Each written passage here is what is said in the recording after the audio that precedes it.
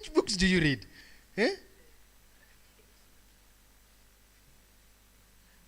She says that we need to embrace our hard times. When those hard times come, because I know even some are going through it right now. I know that people are going through it right now. Embrace it. Because that's where you are. Embrace it. Don't live in denial. Don't live in what? In denial. Pastor said something that I really loved here. Sometimes you like a girl, let me put it the opposite, the other way around. Sometimes a girl likes the guy, and he has strategically placed herself where this guy must just notice her. And the guy also assumes we have a problem. I want to tell you, be like Ruth. You know what Ruth did? You know what she did? When Boaz talked to her, she ran to Naomi and told Naomi, hey, you know what? You can't believe it. That is how they start the conversation. You know what? You can't believe it. What is it? That guy asked me my name. And I told him I am Ruth. What should I do? Then Naomi tells her, take a shower. Clean yourself. Jipake mafuta vizuri. Vaa nguo nzuri. And then wait for ile time ameenda kupumzika mahali pake pa kulala. Wewe enda ujiweke kwa miguu yake. So at around midnight, at around 2 a.m., the guy kwa miguu ana feel joto ingine that is not normal. Go read it in the book of Ruth chapter 3 and 4. The guy is wondering, hey, today joto is not normal. Then he wakes up. After kuamuka anaona ni nani? Ni Ruth. Anamuuliza, what are you doing here? Ruth, I don't know whether she answered or not. But what I remember when I read the story, aliambia Ruth, please don't go anywhere. Hello? Don't go any. Kaa tu hapa hadi asubuhi. Na ukitoka asubuhi, make sure hakuna mtu amefanya nini? Amekuona.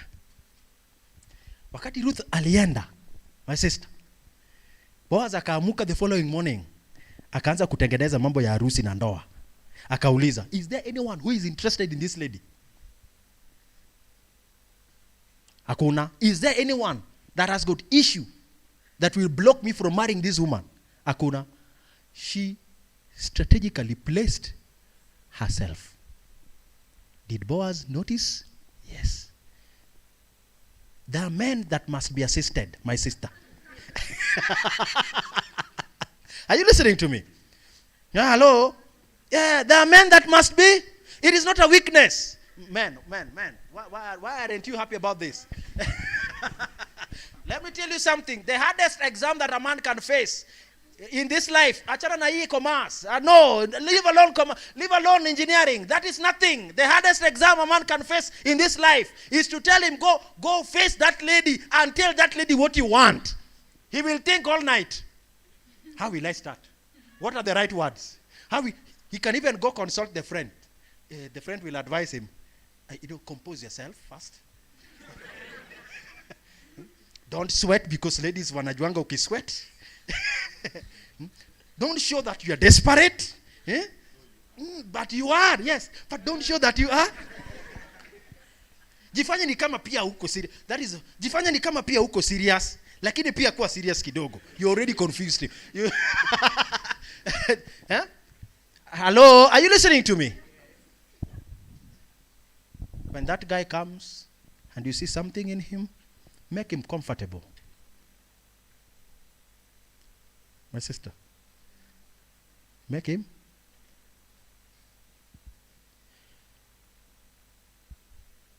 How do you know that just making him comfortable is that day what the Lord had for you that day, purposely that day?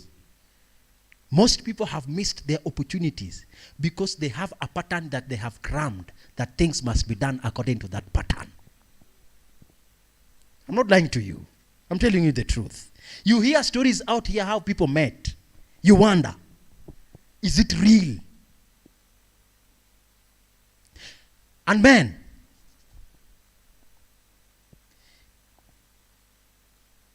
women like a little bit of confidence. That's why a man, even if he doesn't have money, he will speak as if he has. Hello? Are you listening to me?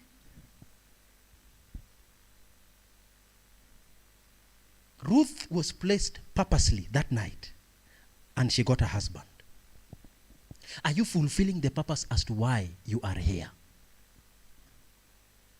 Let me share with you another story, and then I finish. In the book of Mark chapter 4, I think the book of Mark chapter 4, there's a woman who bled for 12 years. You know that woman? The name has not been given in the scriptures. But we are told that a woman bled for how many years? 12 years.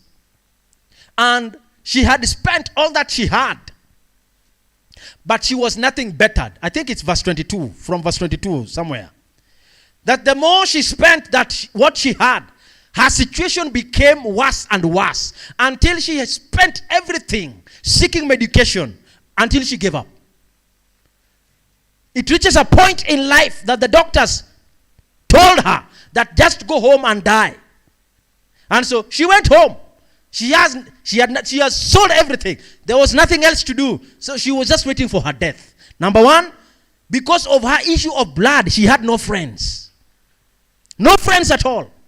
And during those days when issue of blood zilikuwa katika maisha yako, you are being put somewhere where no one will visit you because you are not clean.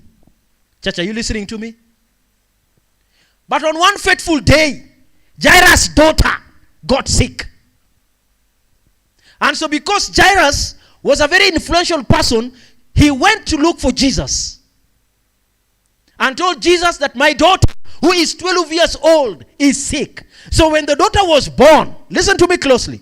When Jairus' daughter was born, it also marked the beginning that this lady started suffering. So she suffered for 12 years. Jairus' daughter was 12 years. And so when Jairus went to look for Jesus to come and heal the daughter, and as they were talking, conversing, Jairus akaenda akasema ya kwamba, I know you are the great master. I know you are the bazoo of our time. I know you are a miracle worker. I know whatever you touch, there are some powers from heaven that are accompanied, that if you touch something, something must happen. And so he tells Jesus, please come and heal my what? And my daughter. And so the journey begins. Wanaenda kwa Jairus' home. And as they were going to Jairus' home, the Bible says that woman who had been bleeding for 12 years heard that Jesus is passing by.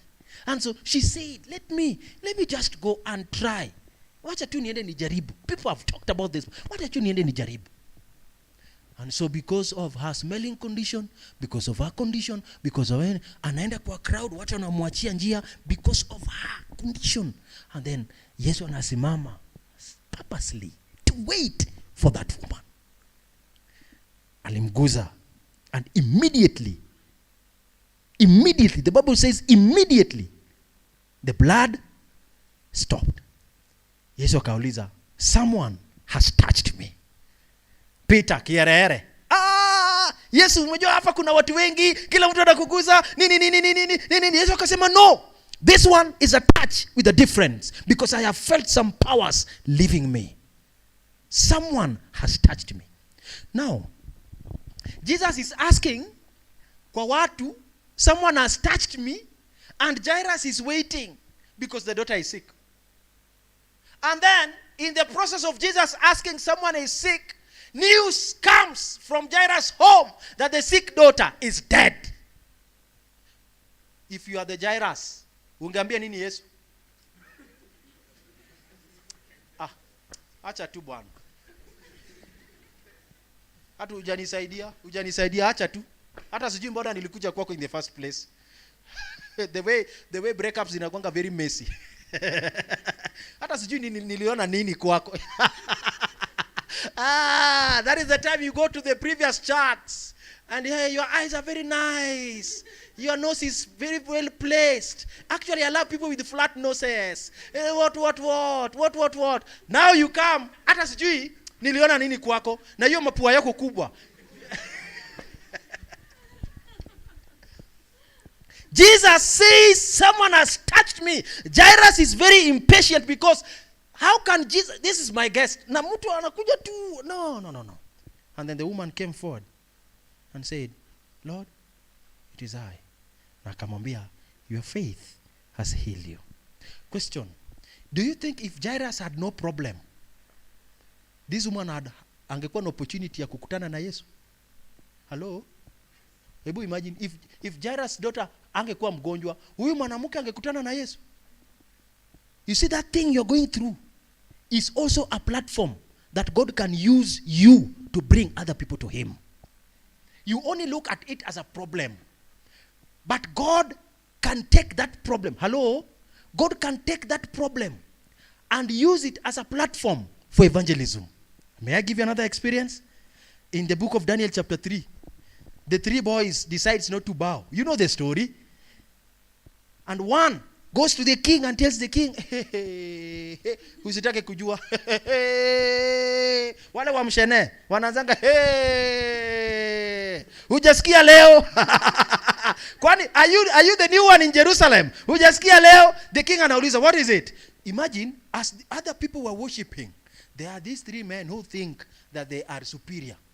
What have they done? They did not bow to the image. You are wondering, huyu mwenye alipeleka ripoti hata kwa even in a false system of worship, there are people who can't even worship sincerely. They are busy looking at those they are busy looking at those who are not doing the right things. Even in church, even here, there are people busy looking at this koti yake ya blue haijamach na hiyo longi yake, belt yake. There are people analyzing. I know there are people analyzing. Sasa hizo viatu alivaa jana ndio amevaa leo, and yet we are in the presence of God, but they are busy analyzing. Hii nywele hijaoshwa for 3 months. Hii collar, hii shati alivaa jana na amevaa leo. How come? Aki wanaume. So as people were busy worshiping, there was someone who was busy checking who is not doing what the law says, even in a false system of worship. And so he went to the king and said, I know them. That these people, these idiots you transported from Jerusalem to this place, who believe that there is a superior God, they can't bow to this one. And so who are they? Shadrach, Meshach, and Abednego. Call them. And so the king called them. And the king said in Daniel chapter 3, I have heard a rumor. I have heard what? There's a book written by William Shakespeare known as Othello. Have you heard it? Eh? Othello. I don't know whether to pronounce it. Kali sana, until that rumor spoils this marriage. Anamwambia ya kwamba, you know, your wife has an affair. Wewe unakwanga unapiga vita ukule nje, but your wife has an affair with so and so. So this thing inaingia kwa mind ya Othello. It's the same thing that iliingia kwa mind ya Nebuchadnezzar. I've had a rumor that you are not doing according to the law, that I've placed an image in the plain of Dura and you are not worshiping. I'm going to give you another opportunity to test if it is true or not. Then Shadrach, Meshach, and Abednego wanasema ya kwamba there's no need, king, there's no need, because even if you give us 10 more opportunities, we are not going to do what? To bow. And so Nebuchadnezzar calls strong men to tie them na kuwafunga. And then wanawarusha wapi? Before wawarushe, Biblia inasema ya kwamba it was done what? Made hotter how many times? 7 times. When you refuse to compromise, when you refuse to be faithful, shetani amekujaribu mara ya kwanza ukakataa. Anameka the flame inakuwa 7 times hotter. This man has tried to touch you in the dark. Ukamwambia ya kwamba, no, what we are doing is wrong. You know, we are both Christians. We are not in a good place. Why tuende tu mahali kuna giza. Sasa shetani anasema ya kwamba, okay, hapo umepotea. So, the following day, anakuambia ya kwamba, I have prepared a very nice lunch for you. And I've also have a collection of movies at my place. Na unaangalia komp yake ni HP na kona kahufa. Na anaishi nje ya hostel. Unasema ya kwamba hata nimechoka na chakula ya shule. Let me go. Unapata ya kwamba ulitengenezewa kanyama vizuri. Anakuambia feel comfortable. Unaangalia kwa hostel, hakuna kiti ya kukaa. The only place ya kukaa ni kitanda.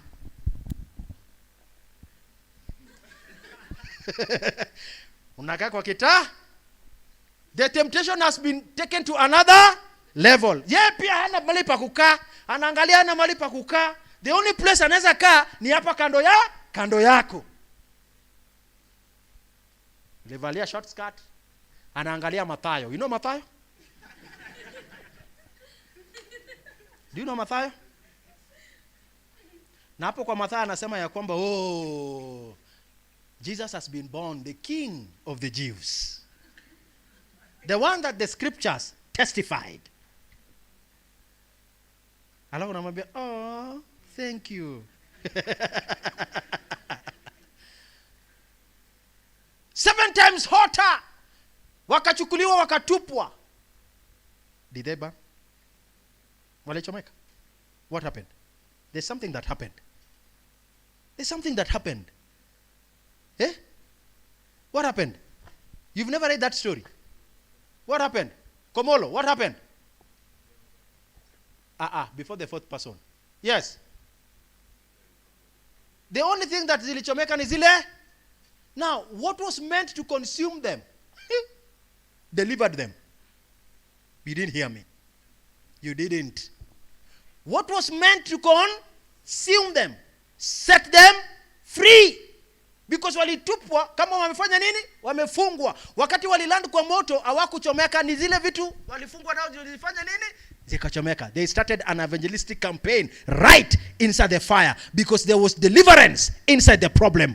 God will allow certain things to come to your life not to break you but to make you. Let me read you my last text, then I pray. Genesis 41. Is it 41 or 42, I think.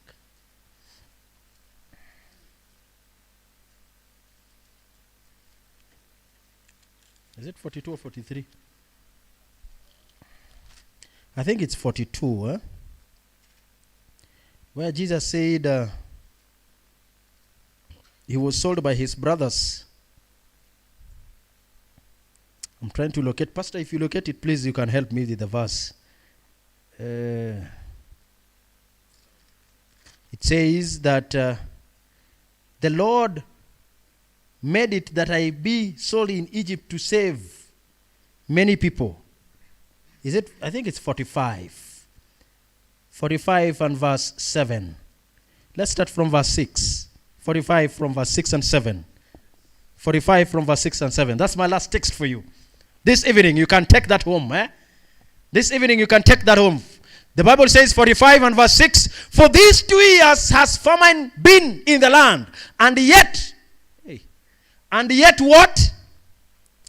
And yet there are 5 years in the which there shall neither be hearing or nor harvest. Verse 7, God sent me before you.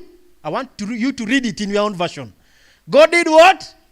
Sent me before you to do what? To preserve you a what?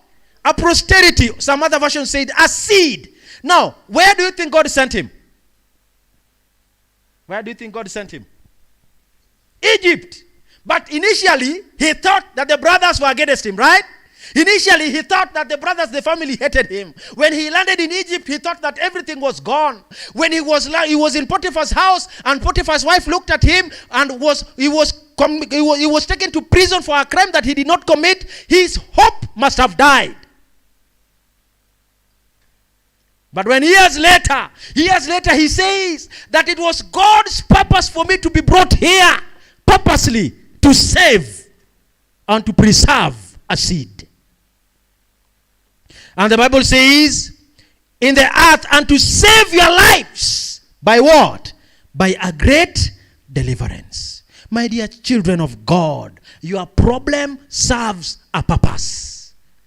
What you are going through right now, God has a reason as to why you have to go through it. For God cannot allow a problem to come to you that you cannot that you cannot handle. He says in the book of Corinthians that God cannot allow a temptation to come into your life when he knows very well that you are not able to go through it. For God to allow certain things to happen to you, God knows very well that you are capable of handling it. And so stop excuses, start praising God, and see how God will use your problem for your deliverance.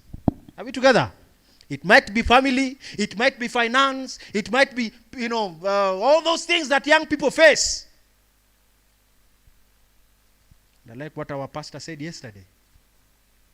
Problems reveals your true friends.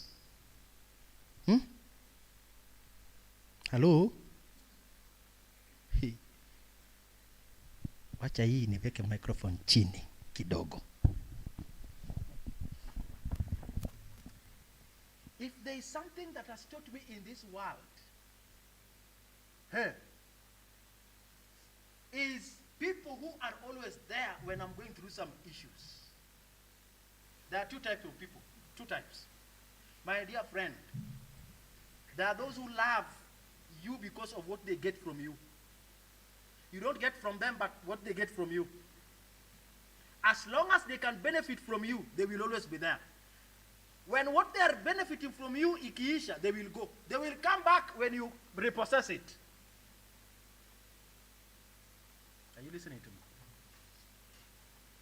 A lady will be your friend, my dear sister, because anaona ya kwamba kuna ka cosmate uko nayo ni handsome. And the only way to get to him is through you. So she says hi every time. Uko wapi? Ile kosi yenu ni saa ngapi? Aki, by the way, uko lecturer anafundishanga vizuri. No, it's not about lecturing.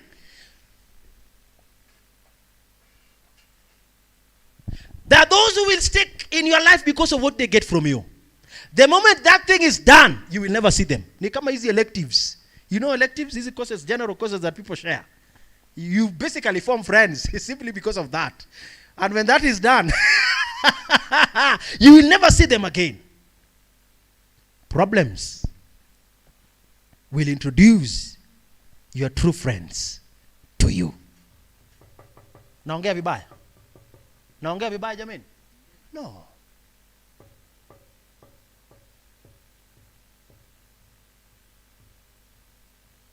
And so, relax. Go through it. Embrace it. Don't worry about it. Leave it with God. God will do what? Sort it out. Are we together? You see, as long as we live in this world, when we were in high school, sijui kama nyinyi pia mlikuwa mnaambiwa, hapa high school ndio watu wanasoma sana. University watu wakifika, hakuna kusoma. Si mmefika. Sasa mko free, Amukusikia hiyo high school. Hapa tu ndio ngumu. High school ndio ngumu. Wewe ngangana tu you pass. Ukangangana ukapita, umefika. Kuna freedom. Mnadhani sasa nikimaliza university nitoke, nitakuwa na freedom. Maliza utoke. I told you will understand why your father kama akipata mshahara. You'll understand why your father akipata mshahara alikuwa anaenda anakaa nje usiku peke yake.